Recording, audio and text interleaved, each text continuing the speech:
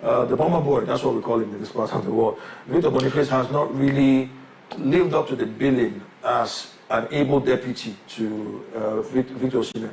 So Osimhen coming off the bench, he brought a lot of energy. Some would say that I think maybe it was because of the energy increased, it intensified because of the issues that happened just before that match, when he had that long-standing feud with Napoli, his parent club, and then there was talk about that transfer movement. Eventually found himself in Turkey, in Galatasaray.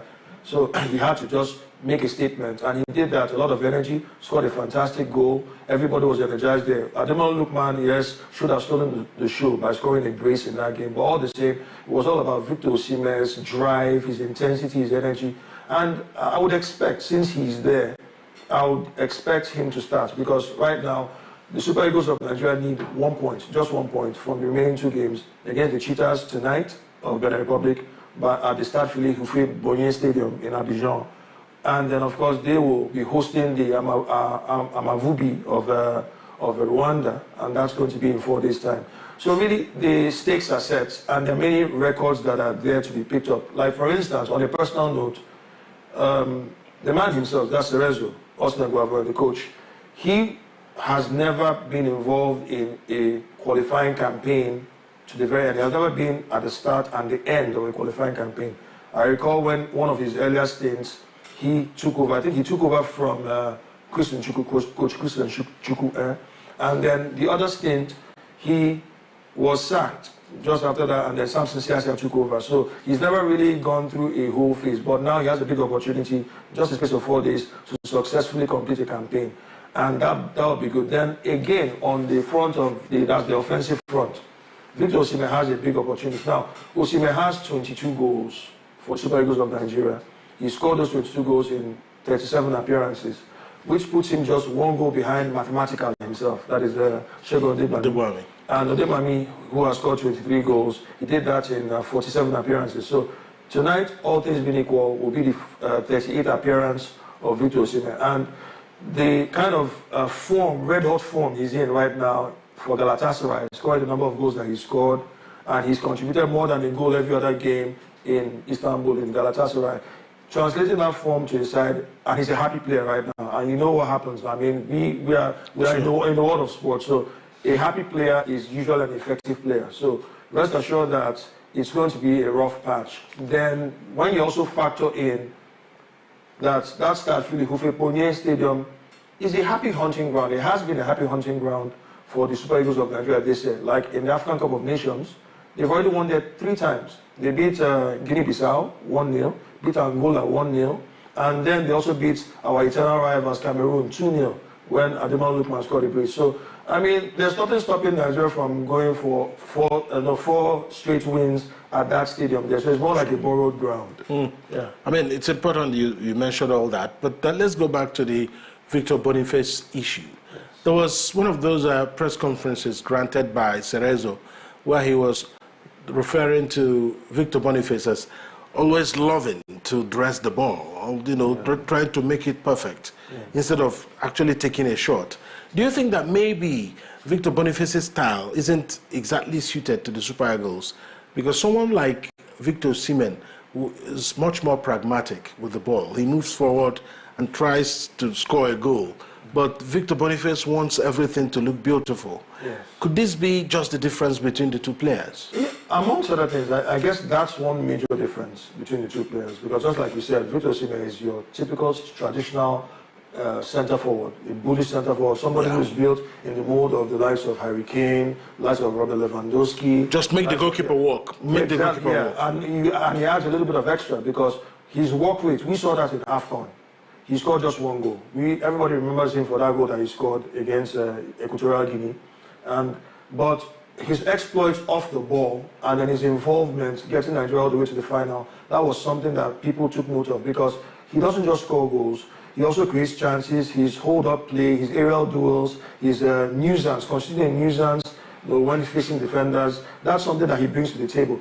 Unfortunately, Victor Boniface has not really shown much of that. He's a purist of the ball. He loves, to free-flowing football. He seldom gets involved in the work from the final third of the opponents and then getting into the 18-yard box. So I think that's why most coaches, especially for the Super Eagles of Nigeria, prefer starting a Victor Osimhen. Boniface, for me, will be more suited because I think he's also a confidence player.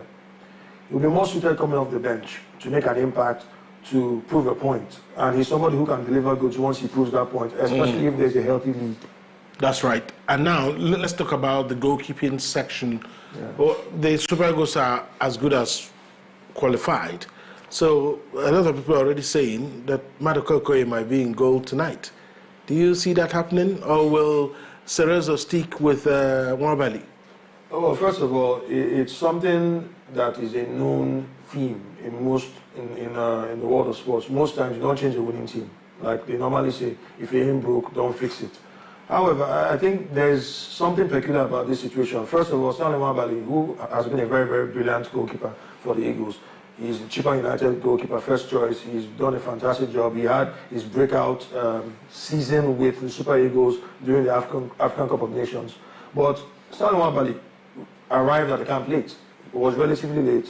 You know, he got there late. He wasn't part of the initial training sessions. Maduka Okoye, who has had a brilliant season with Udinese in Italy, in the Italian Serie A, he came earlier. And Maduka Okoye's numbers are stacking up ever since that incident in the Afcon Cup of Nations, incidentally under Coach Osimhen Guavon. Right. Back then, when he was knocked out by Tunisia, he considered a goal that everybody blamed him for, whereas he wasn't the only one at fault.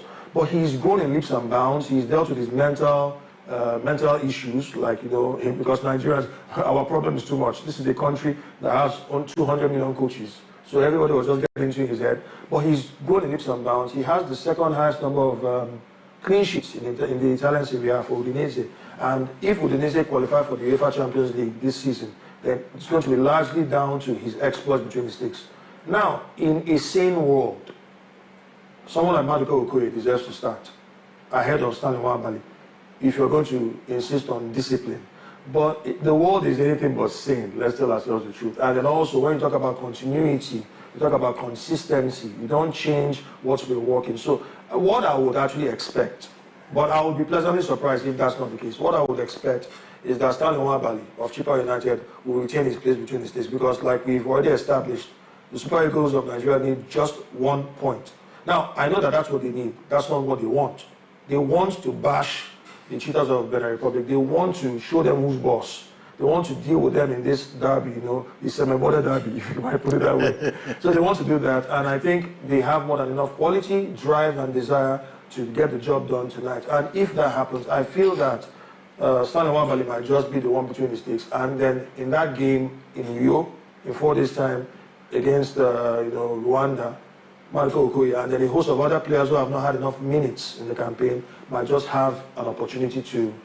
Okay, you think that the team should qualify first? Yes, I think that's and then you can try to please everybody if you want. Yes. In the last game. So just finally, before we leave, we'll just put you on the spot. What's your prediction for today's game? Well, yeah, you see, people have accused me of being a false prophet when predicting, but I beg to differ. I'm not a false prophet. Let me just put it this way. It's going to be a very, very interesting game. I will be covering the game on Afia TV tonight by 8 p.m. So please don't touch that dial. Just keep locked on and watch how Nigeria get the job done. I fully expect a fired-up Nigeria facing our former coach, General Raw, with their points to prove. I expect a 2-0 win for the Super Eagles of Nigeria. 2-0. 2-0. Osimhen will be on the score sheet to equal, at the very least, Shegun Debami's record of 23 goals. All right, then. Let's keep it at that. Thank you so much, Sisi. But by the way, the studios will open from 7 p.m. for the pre-match analysis. That's what it's called, here on Afia TV. So join us at that time. Thank you so much, Sisi, once again for coming around. We will definitely continue to do this more often. All right, to end the news, here's a recap of our top stories. Manpower Electricity Distribution Limited has expressed its readiness to eliminate estimated billing in Enugu State. And the EFCC has pledged to intensify its focus within Nigeria's insurance industry. On business news, we told you that the CBN has launched 3 initiatives to drive financial inclusion in the country. On the foreign scene, you heard that Trump has formally named Marco Rubio as his Secretary of State.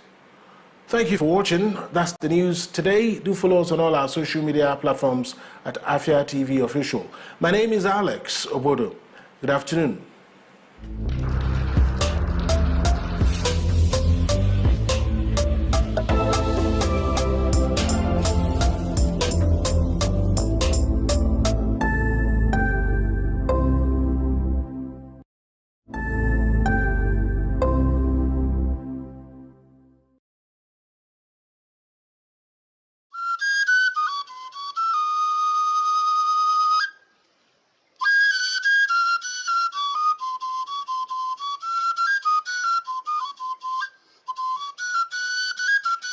You've often wondered, what does it mean to be Igbo in today's Nigeria? You know, what's the intersections? What are the conversations we're having about our Igbo spirituality, culture? An example is people wearing red cap. You know, everybody wears red cap. Are they entitled to wear it? What does Nzenoso mean? What does Igbo spirituality mean? How have we changed as a society over the last 20, 30, 50, 100 years? Every Thursday, 6 p.m., if you want to know more on libations, as I have a conversation with different people from all walks of life who common thread is being Igbo, or doing business with the Igbo, or living in Igbo land. What does it mean to be Igbo in today's Nigeria? Cheers. And, I need to do this. Let me pour to our ancestors.